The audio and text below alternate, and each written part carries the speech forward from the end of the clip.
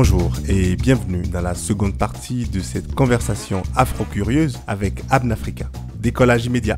Éphéméride africaine, pas mon papa. Dis-moi Sandy, est-ce que tu te définis comme panafricaniste? Et donc est-ce que ta démarche Abnafrica s'inscrit dans une démarche panafricaniste? Pour être totalement transparente et honnête, au tout début de ma démarche, je refusais catégoriquement le mot panafricaniste. En fait, ce qui me dérangeait avec ce mot, c'était pas ce qu'il représentait, mais c'était ce qu'une partie des gens avaient fait de ce mot. Et en fait, le panafricanisme, il y a un moment donné où on sortait souvent « ouais, non mais laisse tomber, lui c'est un panaf », dans le sens où la personne est trop radicale, ou dans le sens où les idées c'est trop communautaire, etc., etc. Et en fait, c'est à ce moment-là, je pense, à une période de ma vie où je rejetais ce mot-là, dans le sens « ah non, me mettez pas dedans, je suis pas dedans ». Mais en fait, quand on regarde la vraie définition, bien évidemment que je suis panafricaine. Je suis panafricaine comme une Nkrumah, je suis panafricaine comme en parle Hamza Boukari Yabara. Je suis panafricaine dans ce sens-là, et en fait, je suis panafricaine tout court. Oui, je le suis, mais ça n'a pas été une chose évidente dès le début. Je pense que c'est là où on voit que tout ce qui est fait aujourd'hui dans la communauté noire et tout ce qui a été fait avant, c'est quelque chose de beau, c'est quelque chose de puissant, c'est quelque chose qu'il faut continuer, mais c'est quelque chose aussi de très fragile, et il faut que nous, on préserve. Faut pas qu'on essaie de se mettre dans des cases, faut pas qu'on taxe des gens de trop radical ou de trop ceci ou de trop cela. Il faut qu'on se concentre sur les solutions et sur comment avancer ensemble au sein de la communauté noire, au sein des communautés noires, de l'Afrique et de sa première diaspora. Je sais par ta page Insta que tu voyages en Afrique et dans l'Afro-World. Dis-moi, as-tu été frappé, comme moi je l'ai été, par les similitudes entre ces pays, malgré les frontières, la distance, l'esclavage et tout le reste? Incroyable, c'est vraiment ça qui est incroyable en fait. Je vais en Afrique, je vois des choses, je découvre des choses, des manières de manger. Après je prends l'avion, je vais à la Dominique, je vais à la Barbade, et je retrouve l'Afrique là-bas. Et c'est ça qui est puissant. Parce que malgré toutes ces années, malgré toute cette distance, malgré le fait que la plupart des gens qui sont sur cette île n'ont jamais mis, et malheureusement ne mettront probablement jamais un seul pied sur le continent africain, l'Afrique est restée là-bas. Et ça, je trouve que c'est merveilleux. Je prends l'exemple de la Barbade, je voyais un peu de Ghana, je voyais un peu de Côte d'Ivoire, je voyais un peu de Sénégal. Et c'est pour ça que j'ai vraiment besoin de continuer à découvrir tous ces mondes-là et de voir les liens et les rapports qu'il y a avec le continent africain. Tu sais qu'en dépit des recommandations de l'Union africaine, les pays africains ont toujours uniquement des langues pour parler à leurs anciens maîtres, mais toujours pas de langue pour parler entre eux. Et toi, as-tu eu des difficultés pour communiquer durant tes voyages sur le continent? Alors, quand j'ai voyagé en Afrique, j'ai rarement eu de problème avec la langue, mais en termes de comment j'aimerais voir l'Afrique demain, je veux que la langue qui lie les différents peuples soit une langue qui appartient au continent africain. Ce serait une grande avancée. Et je pense que c'est très important aussi pour nous dans notre développement et la manière dont on grandit et la manière dont on pense sur le continent. Si tu prends l'exemple du Kenya, au Kenya, les gens parlent Swahili. Swahili, c'est la langue maternelle de 1 ou 2% des Kenyans. Et en plus de ça, ils parlent aussi l'anglais. Pour s'unir entre eux, pour se comprendre entre eux, la langue qui est utilisée, c'est le Swahili. À ton avis, quel rôle devrait jouer chaque Africaine et chaque Africain et chaque afrodescendante et afrodescendant pour apprendre à se connaître et à vulgariser l'histoire réelle du continent? Déjà, je pense que chacun fait ce qu'il veut. C'est-à-dire que, en tant que noir, on ne doit pas tout de suite se charger d'une cause et de dire, en tant que noir, il faut que je fasse ceci pour la communauté, ou il faut que je fasse cela avec la communauté. Je pense que déjà, en tant qu'être humain, on doit être aligné avec nous-mêmes. En tant que noir, je veux pas qu'on me dise ce que j'ai à faire. Par contre, faut pas aller saboter le travail des autres. Et par contre, il faut pas aller critiquer ceux qui essayent. Voilà. Ensuite, pour ceux qui font des choses, ceux qui essayent de faire les choses, je pense qu'il y a 2 points qui sont très importants. Le premier point, tout à l'heure, je parlais de l'humilité qu'on doit avoir par rapport à nos anciens qui n'ont pas eu la même possibilité de déconstruction que nous.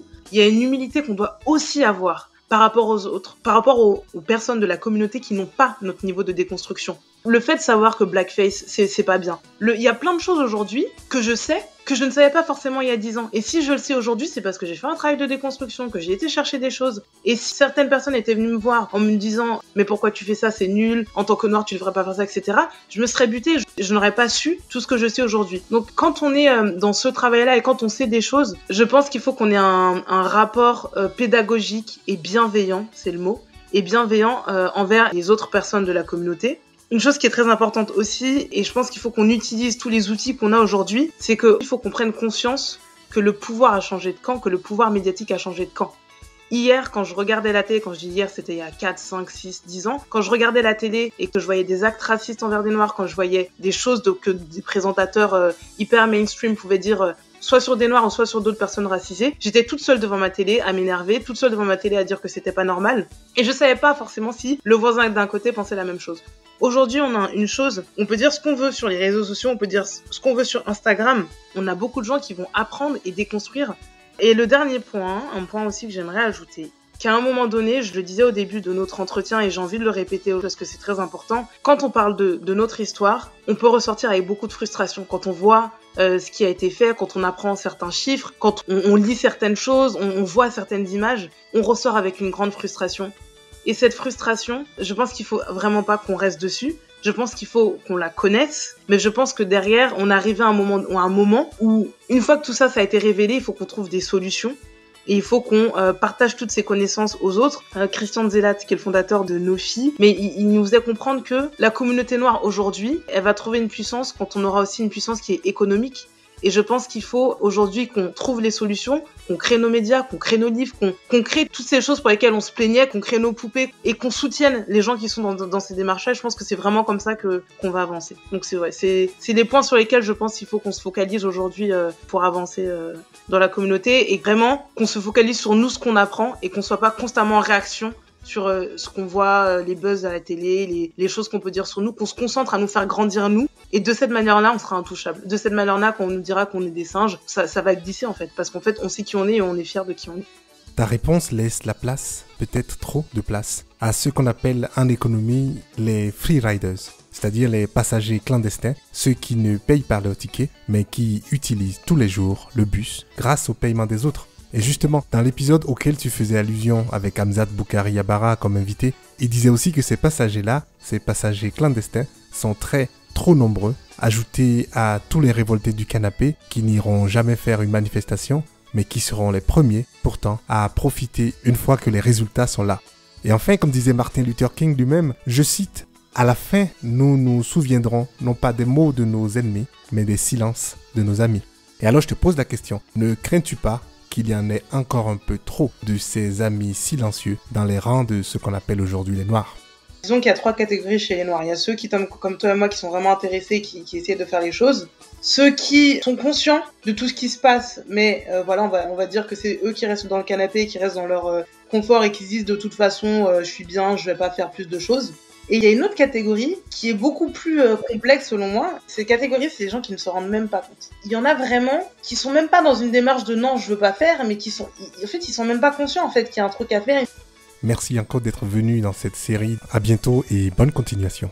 Je te remercie, je suis très honorée d'avoir été invitée dans My African Cliché. C'est juste excellent. Je trouve que c'est quelque chose que je retrouve pas dans les autres podcasts. C'est un podcast où j'apprends et surtout ce que j'adore, c'est que le format est court, donc tu peux tout enchaîner et j'hésiterai pas à parler de My African Cliché parce que ce que tu fais, c'est vraiment top. Donc merci à toi.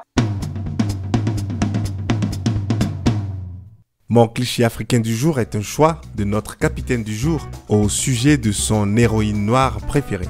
Voici sa réponse.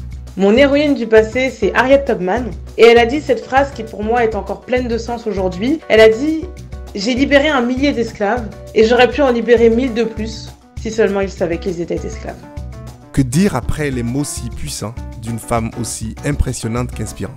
Harriet Tubman, rien. Et rien, c'est déjà beaucoup comme disait Jacques Brel.